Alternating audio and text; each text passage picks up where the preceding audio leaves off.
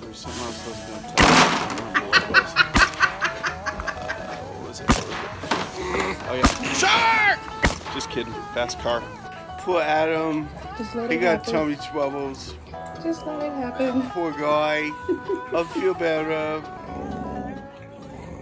Really? Hey everybody, how's it going? It's good to see you. I was talking with a buddy of mine online last night, and he was asking a question about medical kits, kind of what everybody carries, if they carry anything.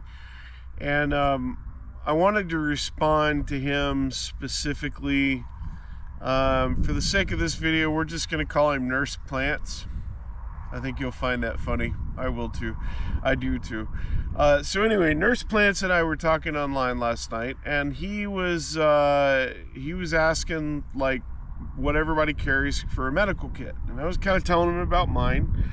Now he wears a lot of shorts and sandals on his off time, and doesn't really wear pants, so an ankle rig may not be the right choice for him. But this is mine. This is kind of what I tailored, and I came up with, I really kind of dialed this in. I've been carrying this rig daily for about 2 years now.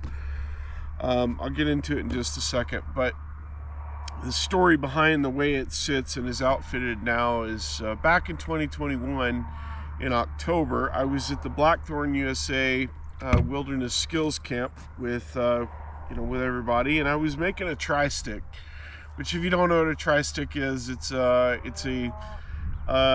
practice stick for practicing different kinds of wood carving, notches and things like that for when you're bushcrafting. And I was trying to win this knife right here, actually, that they were doing a giveaway on. And so the rest of the camp went off on a wilderness walk to go check out some other parts of the property that we were at. And I kind of stayed behind and figured I would give it a little extra time to whittle. So I pulled out my knife and I started going to town on this tri-stick. And the next thing I know, I raked or pulled my whittling knife back into my hand and cut my hand open real bad right here on this knuckle.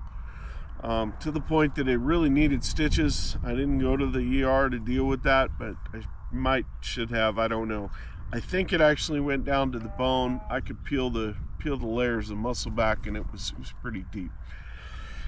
Don't want to get into that too much, but long story short, even though I've been wearing this for about 2 years, I came home from that camp out a year ago, and I decided that I was going to revisit what I was putting in my IFAK, because frankly, this saved my life, or at least saved my hand, and allowed me to process a lot of that problem.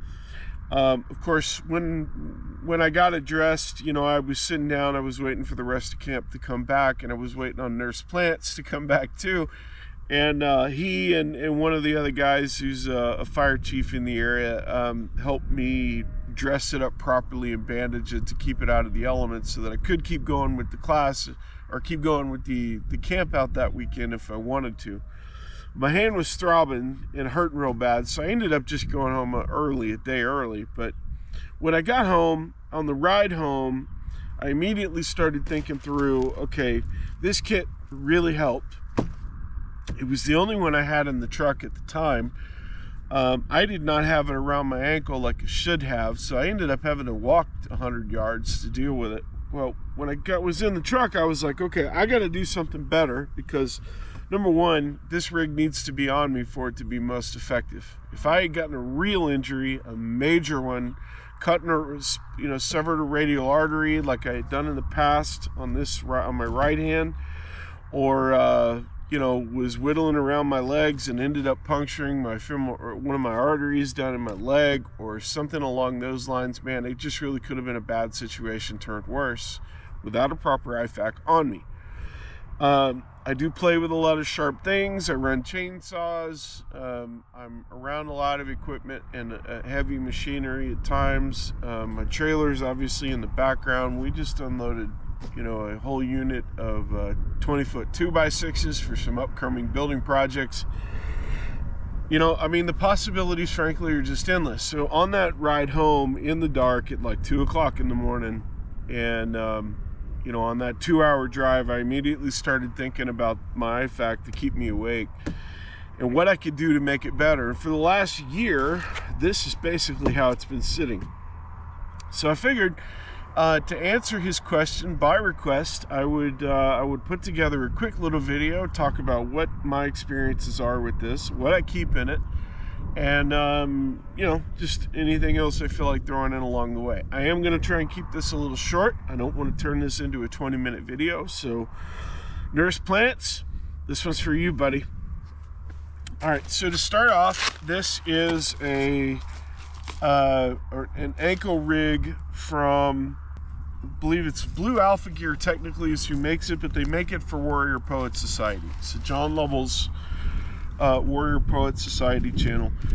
That's what this rig is. Now I've just bought the pouch. I did not buy any of the kit because I wanted to outfit it myself, and you know, but this is the one I've been running for 2 years. So to get into it, I have my blood type checked, and so the first thing I do is I put a patch on it with my blood type and the NKA designation, meaning I'm not aware of any medical or medicine allergies.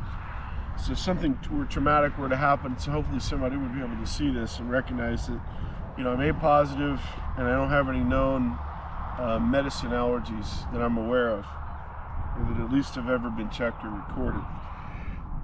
So opening it up from there, what I like about this first and foremost is it has a sweatband. If you can see, the pockets are not actually straight up and down, they're cut, they're angled slightly. So what that means is as I put this on my ankle, all these go straight up and down, and it fits much more comfortably than a standard ankle rig that all the pockets are vertically oriented from the get-go. I found that when I had one like that, they all just dug into me real bad and didn't really work for me. So I went with this design, tried it out, and I absolutely love it. It is just a phenomenal piece of kit. I keep a lot in here. What I really like about this most is it has these Velcro pockets on the side. So I've got a selection of things in here. I wear hard contacts or ocular prosthetics for because I'm functionally blind without that. And so on this side, I keep several of these vials of Neutrophil contact solution, which is a specialized solution for my specific contacts. They have electrolytes in them, which means I can run 14, 16-hour days, no problems, by using one of these. And one of these vials usually lasts me several days, but I keep 3 of them in here, and that's because if I need to use one as a flush, I can. And I'll still have 2 more for dealing with any issues that I've got in the field. And then I have to use one of these DWI tools in order to get it's a suction cup essentially, to get the contact out of my eye, because I can't get it out of my eye without it.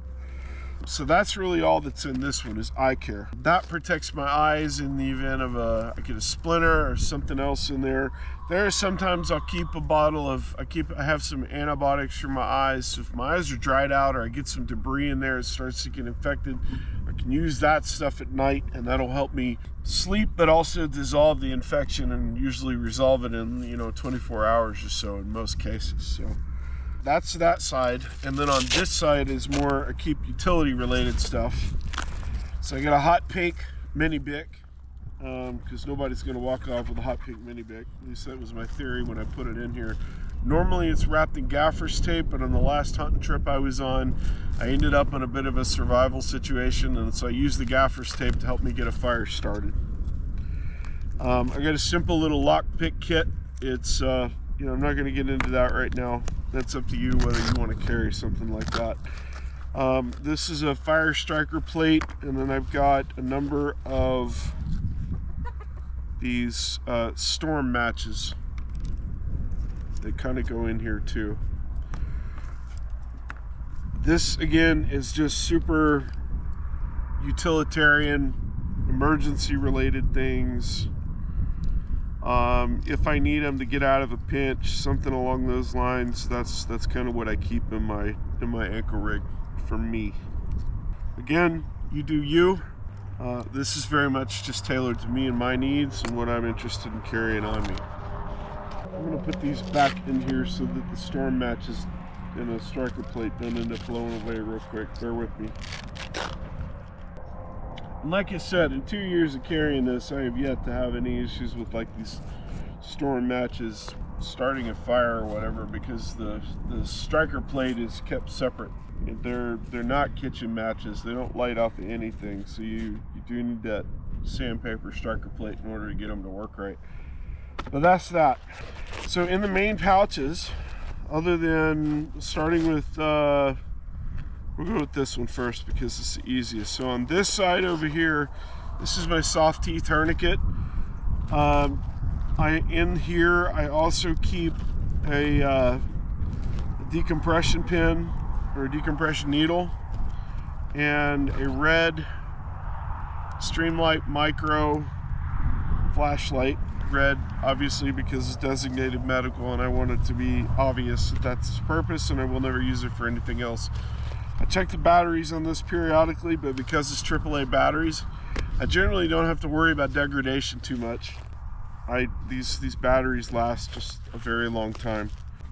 In this one here, I keep a pair of orange-handled X shears. I don't like the cheap shears that you can get. I did try to keep a set of Leatherman Raptors in here, and it just was a stupid idea. The way they rub on the leg, they're so uncomfortable, all that. I upgraded to these. Like I said, I don't like the dollar store, the cheap medical shears. I went with a good quality pair because I want to know that it's going to work. I know these are like 40 bucks, but for me and my sanity, this was absolutely worth it. It also serves, you know, just as a great pair of scissors. I have one of these little Clever Cutter seatbelt or clothing removal tools as well, so if it's not appropriate to use this, I have one of these little safety cutters. I can peel off clothes pretty easily with one of these. I can cut a seatbelt with it if I need to, etc. And then I put a set of these Rescue Essentials gloves in my size, nitrile gloves. I like the tan color for this. I don't like black, I don't like purple or the other colors. I went with that color specifically. The reason is because it's as close to skin as possible. If I have to wear gloves if I have to stop what I'm doing in a medical emergency to put gloves on, I'm in a bad situation or I'm working on somebody else to begin with. But with gloves like that, I can distinguish blood really easy. A lot easier than I can with like black gloves or something else of any color. So that's why I went with more of the nude or skin tone color gloves. I honestly prefer that. This pocket here, the bulky one, is dedicated to high fin chest seals. I've got some of the compact entry and exit wound chest seals. I carry 2 of them, so those right in here. And then I've got a pack of 2 packs of some Cheeto Sam gauze. These are hemostatic gauze. These are just the Cheeto Sam 100s. It's a 4x4 single ply hemostatic dressing. So, you know, if I need a hemostatic, I have 2 of those available. And then in addition to that, this is just some cheesecloth gauze. This is more for wrapping. So exterior, I don't really care if it's, you know, tied up in a plastic bag or anything like that. I'm not too concerned about that being the most sanitary thing, because honestly, that, like I said, that's going on the outside. That's basically what I would wrap everything with kind of towards the end after I've dealt with the bigger issue, the bigger bleeding, or if I need to just apply an immense amount of pressure, I can use that after I've applied the gauze and that sort of thing. And then in this last one here, I keep a nasopharyngeal airway, some steri strips. Again, finger lacerations. The steri strips is what saved me and kept my hand together when I cut it open in 2021. So just got, you know, 1 pack, looks like is all I have left in here right now. I keep a couple packs of these this tape. I believe this is also from Rescue Essentials. Yes, it is. It's just a high-grade medical tape. So, like, if I cut myself open real bad, I need the hemostatic. I will I'll put the 4x4 gauze on there. I'll wrap it up real good. So I got a pressure dressing, and then I'll just tape it up with this stuff, and it works really well. These are cut into strips. I don't really want to take this all down, but that's what I used initially when I cut my hand open. I was waiting for Nurse Plants and the rest of the group to kind of get back to help me finish dressing it out properly. But those are the main things that I keep in there. I do keep these in a bag. Like I said, I got a nasal pharyngeal airway. That is sealed up. I have the lube in there with it, but that's for me. I honestly probably ought to put a different size nasal pharyngeal airway in there, just because my nasal cavity is very small to begin with, and if I've got a blockage that's preventing me from being able to breathe correctly, I probably need one that's more child-sized diameter, because my nasal airway is just so incredibly narrow. But all that shoves down into this little pocket here. It is very tight, very compressed, rides well, and I've never had any issues with it coming out. Repacking it is obviously a bit of a challenge, but honestly, if this stuff is coming out, it's not, I don't need it to go back in, because I'm going to end up using it. And that's it. That rig right there wraps around my ankle, it stays secure. I throw the pants leg over the top of it, and I can roll around with that. It's that simple. It is a great solution. Whatever you choose to use, I do believe that if you walk around with a firearm, or you're around pokey tools, you use pokey tools, you use things that make holes or cut things, it's always a good idea to have stuff around to address those kinds of problems. And my main thing is, typically an IFAC is about heavy bleeding. However, with my experiences, especially as much time as I try to spend outside and in the woods, there's a couple other major areas that I want to be able to cover as well. And that is going to be hands, specifically with digits, fingers, finger-related issues, feet, and eyes. Because if I lose any of those three, if I lose dexterity or functionality at any of those three, outside of heavy bleeding, I'm done. Like, that's, I don't mean I'm dead, I mean I'm done. I mean, I can't do much without my hands, with my feet, and my eyes. Most everything else I can kind of hobble along and get by. But for me, in my experience, if I go down pretty hard if I lose functionality with those three. So those are the big things that I want to cover, in addition to kind of the standard IFAC heavy bleeding kit. The only other things that I haven't really put back in here yet, that I've used and haven't added back, that I need to put back in here, is some moleskin. Again, for treating blisters, I need to put a needle. I'm going to end up getting one of those splinter out kits for a high precision sterile needle. I want to carry that around instead of like a sail needle or something to pop blisters, or I don't need to be carrying around a scalpel. I want to do as little as I can with high dexterity as possible in a traumatic situation like that. So I'm going to put some splinter out things in here. I'm going to get some moleskin, and then, nails are the other thing that people often forget about when they're playing around in the woods. Chip a nail or break it, and just feel that immense pain while you need your hands or your toes to work right. So I got to get some fingernail clippers that are packable, that run flat. I'm going to put those in here. I just haven't found the right pair yet that is good for this kind of situation. All right, that's it. Hope everybody has a blessed day. Happy New Year. It is December 31st. I hope everybody's got good plans and opportunity to stay safe. 2022 was a difficult year for us. I am looking forward to what's coming in 2023. We got a lot of opportunities, a lot of big plans, so I hope you do as well. God bless you. Thank you for everything in 2022, and we will see you next year.